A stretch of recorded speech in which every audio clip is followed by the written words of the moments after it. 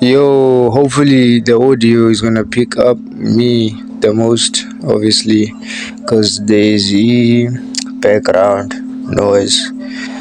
But this is just part two of the video that I posted yesterday, which is Relapse Chronicles. So I call it Relapse Chronicles as it's just a title that just brings awareness that these are the type of things you experience after a relapse, or like rather the things that happen as time goes on before a relapse and what happens after the relapse. But right now I'm only going to be talking about like what is currently happening after the relapse. So today is day 3, and yeah, no, I'm lying. It's actually day 2, bro. It's actually day 2, bro, after the relapse, because it's Tuesday today, the 3rd of March. I relapsed Sunday, which was the 1st of March. So it's day 2 today. And all I can say is, or rather, what I want to say, what I want to speak about is, first of all, yesterday I just had, or rather, I had a sore throat, which basically overnight developed into what I call the mild symptoms of a cold or a fever. And that's what I'm currently facing with right now. My forehead is burning up, my throat is completely sore right now. I am very nauseous, or rather not nauseous, but my nasal pipes are completely blocked. I've been sneezing a lot. I got too much allergies, all the basic mild symptoms. I don't have a cough just yet, but I just cannot wait for the cough, because only the cough, when it comes, then I know that's like the final stage of the fever. After the cough, we're gonna be good with that and done. So this is just the worst phase. But it's interesting because I was actually watching a video of this SR creator. His name is Ren, and he was talking about how he's on like 170 day streak. Obviously talking about his experience, his benefits, and everything that comes with that reality he's living in. And he mentioned something from like his past, I think, his past previous streaks, how he really thinks, or rather believes, that releasing your life essence can literally kill you, like physically, spiritually, all type of any color you can think of, literally kill you. And he said that ever since he's actually been very serious with his SR journey, he has not been sick, like, at all. And he said this one line that obviously resonated with me a lot. And the line was, if he'll probably release immediately, that would make him get like a cough or a cold or something. He would immediately get sick just after one release. That's what he said, or something between those lines. And that really just was highlighted to my awareness, because my experience is basically I just relapsed, and literally the day after I'm getting these symptoms of a fucking cold. And I was never cold, bruh. Like, I haven't been cold. It's been good weather. I'm not gonna lie, it's been sunny. And I've also been wearing warm. It's not like I'm just going out wearing nothing outside. I'm actually wearing. So it was kind of weird how I just caught that fever out of nowhere, bro. Basically, it's just a weird coincidence that it came right after a relapse.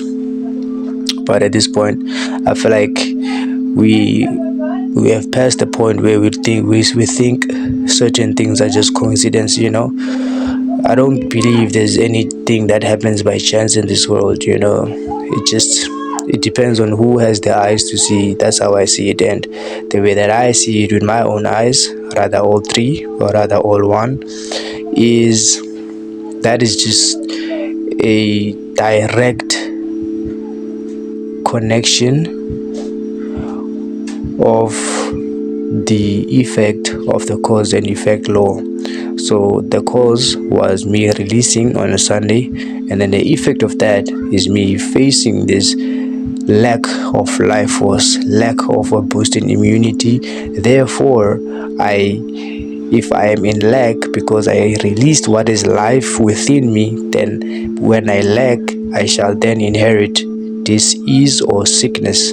So that's how I look at it, cause and effect, the law of causality.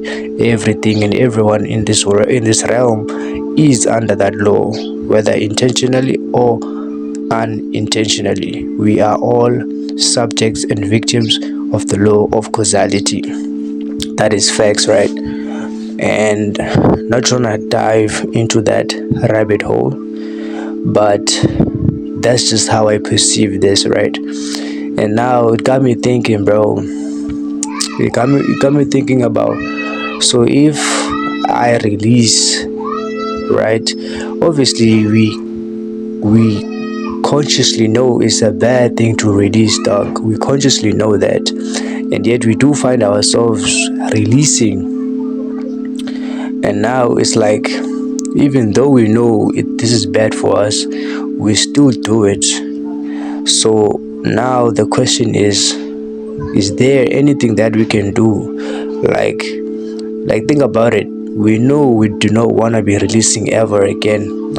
Mara, each and every single time we get to that point where the urge is extreme, even though when I'm not feeling the urge, when I'm thinking about techniques and strategies on how to tackle or combat this addiction, they all seem like they will work 100%.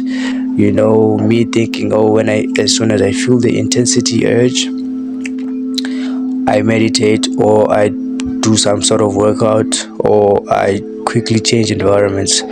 They all make perfect sense when I'm not in that pressure, or in that energy of lust, of intense desire, intense passion, where my mind is just, I can't even find stable ground within my mind, within my own head. I'm just floating, not even floating, I'm actually falling in this dark storm full of thunder and rain. And it's also kind of weird because it's passion, therefore there's fire in this sort of apocalyptic, hellish weather type shit.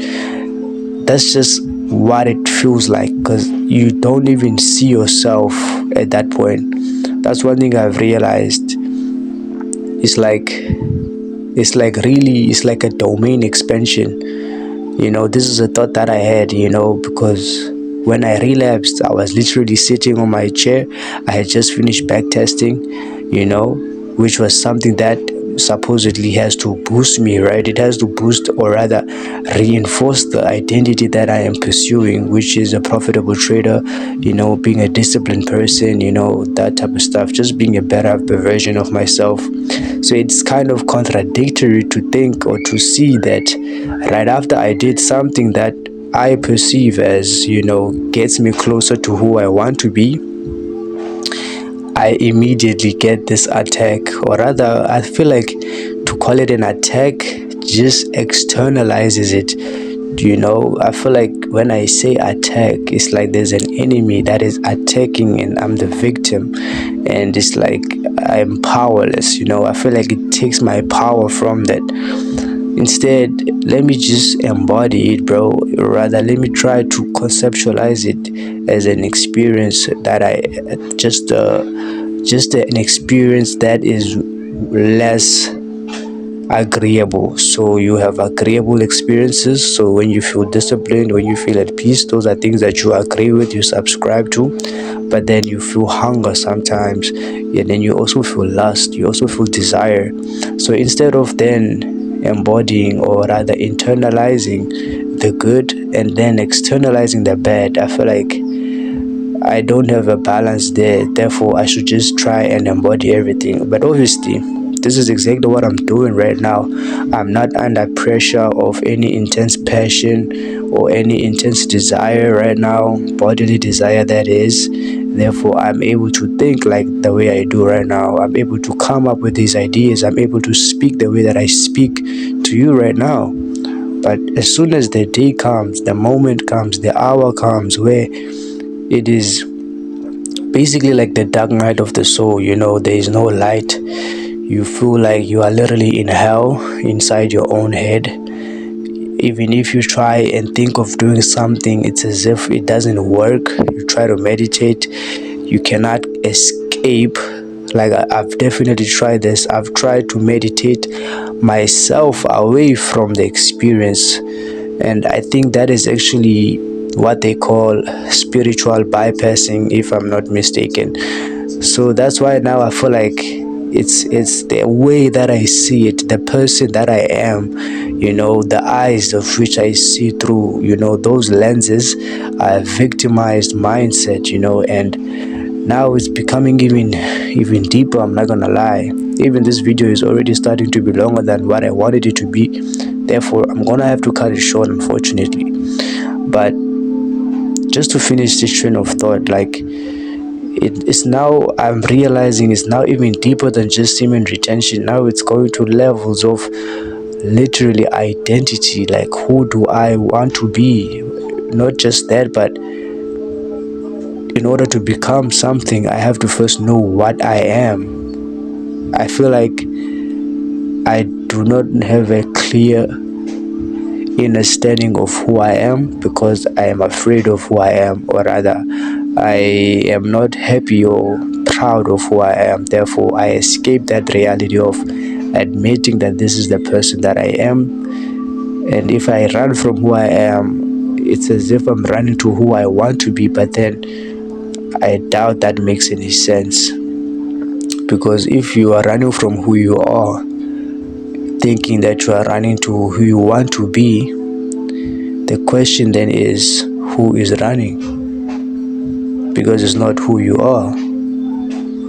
Therefore, if it's not you running to who you want to be, even if you get there, that's not going to be you because it's not who you are. You are still there because you left yourself there. You didn't want to face yourself, therefore you left yourself. So even if you get there, it's not going to be you. You're probably going to get there for a day, and then tomorrow you wake up the same person that you are trying to escape. So therefore, I just need to accept everything that comes within. I feel like now it's just time for me to just study myself. I feel like I've been trying to just, better, improve, develop good habits, whatever, this and that. But I feel like I don't really know who I actually am for real. Like, truly, on the deepest parts of myself, I don't really have an idea. And honestly, I don't know how I'm gonna try and study myself. In fact, not try, but I don't know how I'm gonna study myself, how I'm gonna discover who I am. And I don't mean that religiously, spiritually, or whatever. I just want to know what character I am, what type of a character do I actually, currently am, in this realm, in this physical realm. What traits do I have? What are my strengths? What are my weaknesses? I just want to know myself, and then from then onwards, I want to then start, training, or rather improving my weaknesses, so that I turn those weaknesses into strengths, and then from then onwards level up who I am. So I think now the goal is to just observe myself, my own thoughts. Specifically, I want to say thought patterns, because everything is in the mind. If I say, okay, I'm gonna observe or write down the things that I do on a daily given basis, I can never write literally each and every single thing that I do, whether it's on a journal or whatever. But if I can be consciously aware of the thoughts that I have, then I feel like I might be working on something more valuable than me just recording actions, because actions are only the end result of what I have decided myself to be. therefore I acted that way. So in order to find out why I acted that way, I need to find out who is doing that, who is pulling the strings within my own mind. Therefore, I need to understand and have a clear picture of who is it that is currently sitting in the throne of my temple, of my head, which is actually heaven. And yeah, with that being said, this is part 2, which is gonna be the last video of this Relapsed Chronicles currently for now, because I really want to get back and post those other videos, or rather the progress, or rather the experience that I actually had on the previous week, because I still haven't done those. So yeah, stay tuned for that. I'm gonna post, they're gonna be the next videos that are following this one. So yeah, shout out.